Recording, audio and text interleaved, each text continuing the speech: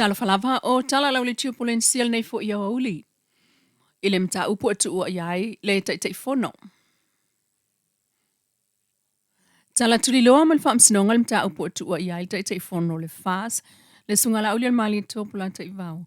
Ma le sa fai pule i fa savalu. Leo o fa atea li o fa taumalama. O leo runga li ia Samuelu ma sivai mal tamai tai tu stala ia Lisa Schmidt.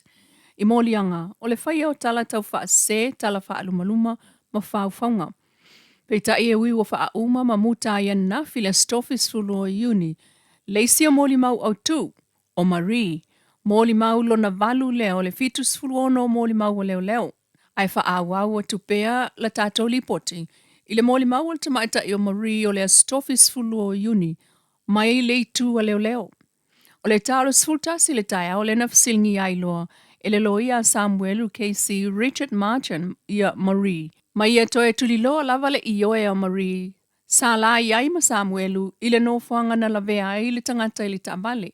Le hit and run side. Na ia va ai iata. Ele i wha amalo sia ia e fpule ai. Ma e nate manatua fo i tamaita i o lise sa anga le lei iata ia. Ma sa popole fo i lise i lona sa anga le mu. Ma wha awa lava le tali ioe a Marie. Peitai, na ia te ena lona tau ia lise o leo ia salale ma elia, sa tau anau ia e suilan tala. Ma fesingi ia ilo e Mr. Marchand, e tau tala ile mafua anga na sui aila na tala. Peitai, na tali Marie, e sao lelei. Ele i whaia sa na tala i leo e le i iai. Ma ia tau ioe foi, sa ia tau ia lise na whaamalosi ia e leo, e tau tala e le i iai. Peitai na ia le ai, ele i whaatonuina ia elona tamamalo na anko o penyamina e sawe tau ele i ai. Sa ia i oe foi, ina ua fasiling ia pena ma mafal neim tau pulo na mafau. Peitai, na te mana tua lelei, le taimina o ai masivai ma Samuelu eva aila auli ilona ofisa, ma tau e Marie sa o lelei. Sa faila auli a Samuelu e awale toe alu i lungole social media, po le Facebook, a wai tā ua le tā ofio lana toe alu i lungo le Facebook. Sa io e ina e Maria sa o le lei. Peitai, na ia io e ina foi, o le taimina alua i le ofisa o la auli. Sa ta ua ne ai, le fesota i mai a ona mātua i sa vai i a la auli. A o iei umalava masivai ma Samuelu. Na wha sa o ina foi le tamaita o Marie, o le tala la auli na fai atu, paula na me fai o le ta ua le mea moni. Na toe tu la ile tamaita ilo ia Marie le fionga taimale langi le nafo. Ile tusa o le sefulu tasi fa sefulu, po le 20 minuto sefulua. Ma ia wha malo ia Marie, peita ina ia toe tau mawha ia wha mautinua. Pena malama Marie ia Natali na ioe ai I fesili mai le tu te. Ma ia fesili, o le asa o lava le mea na tupu. Sa eva ai ile mea na tupu. Natali Marie sa o le lei. O le whaasolonga o fesile le tamaita eloia ia taimalangi sa whai ma whaasalave iane eloia le tu te. Peita isa ioe iai Marie I lana loia. Sa la o ma Samuelu, ma vaai ile tangata na savali atu ma lana telefoni, ma le taavale siliva, na so ale tama na savali ane le awala. Ma whaasolo ane ei fesile le tamaita eloia, ile tangata na tu sial whaamtalanga Marie, ma le pressure na fesili atu ai, loia le tu te, pena ia malamlama ai, ma o oi lava ina saunoane iai le whaamasino. E whaamalamalama le pressure mai tangata sa so tanga ile susuenga lea. Ma ua whaasolo atu lava le taimi I le afa o le se fululua. Lea na whautua ina ai le whaamasino le fionga talasa, ask professionally. Ma whai ai le malolonga. A le whaamasinonga, toe fo iane I le 20 minute ile tasi. Ele toe whaiani fasili ia Marie, ai toe whaata ape mo le malolonga o le auli. Ai toe fo iane I le kuata te aile lua. Masauno ai lo le whaamasino. Ia Marie, wa umalau moli mau. Ma toe whaawa wai, I le so le whaamasinonga, I le tau le sefulu. Na ese fōlinga ma ai au whanau I tutono le Canvas of Hope I tona I mātou na uawhea atu. Le asia singa a whanau talavau o le Rotaract Samoa I le vai sonei. Masau no le fionga sili ni ulina jang le pristenul to mga moe popo ngatia. E ese fo ilang ona va ayau whanau lai tipe afsa ngai male au talavau.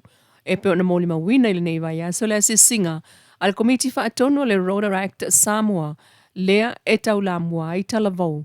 Ma taitai atu le lato Presteno le li tala vau Ronaldo Pose. Ma ta wali o le aunga le lato wasi singa ia whaamalo si au i whanau.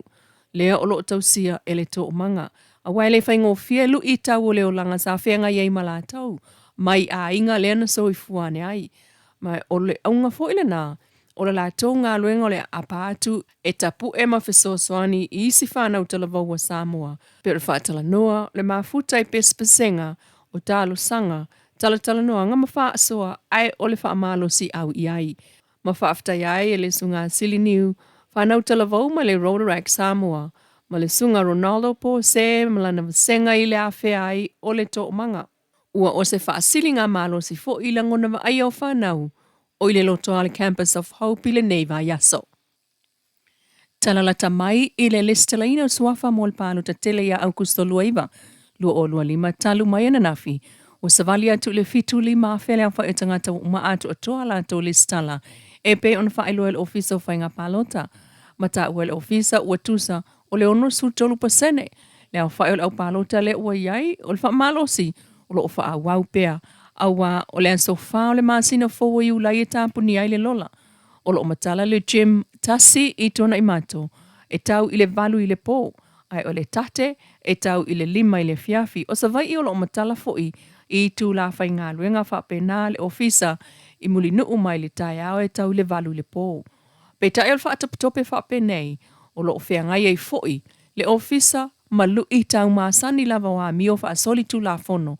E tau mawhaita ngata o ave i aile whaatuatua ngā le malo e whaatupu. E pei o sui o nuu, o lātou o lo o maua mai ai, pea le tau whaasase, ma le le wha maoni il whaatinonga o lātou ngā luenga.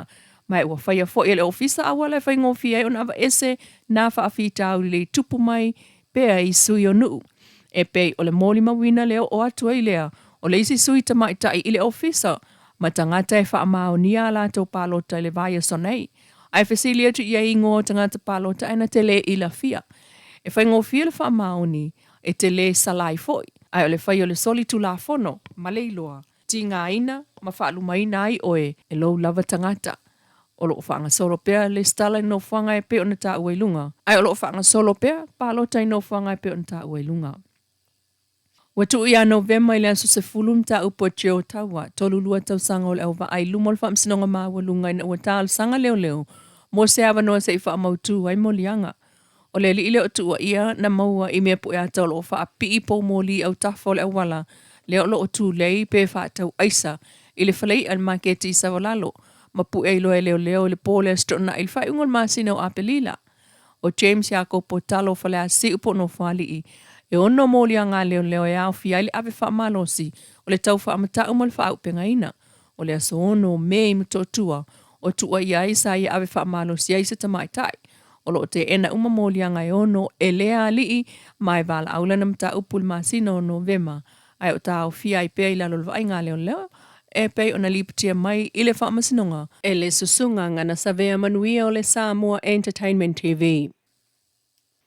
O tala tuli loa whaamna tuina luas fultau sanga o le Samoa Victim Support Group.